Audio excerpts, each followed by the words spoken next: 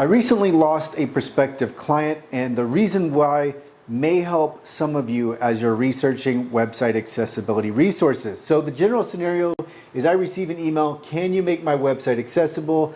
I write back, of course, what is the name of your website?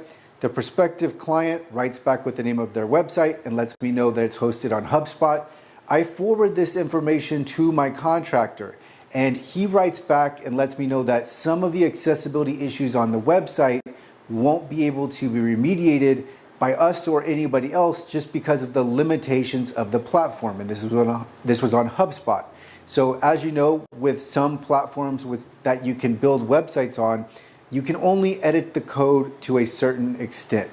And so this was the case, and we wouldn't be able to fully remediate the website.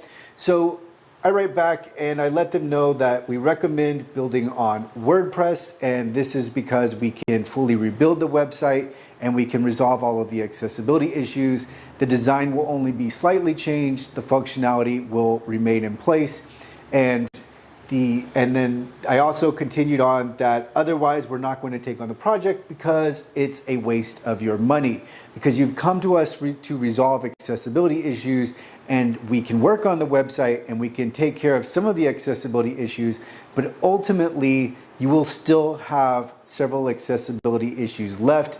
And so I've represented this on the whiteboard with two rectangles, both representing a HubSpot website.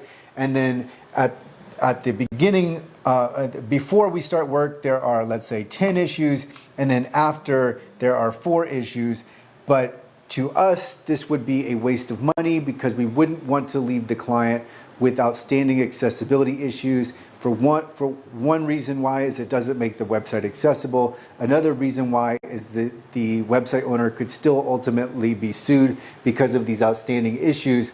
And then so for those reasons, we just decided it's best for us either to completely rebuild this website or to not work on it at all, because again, the client really would be wasting money. You're spending all of this money for the full service, but you're not getting the full effect.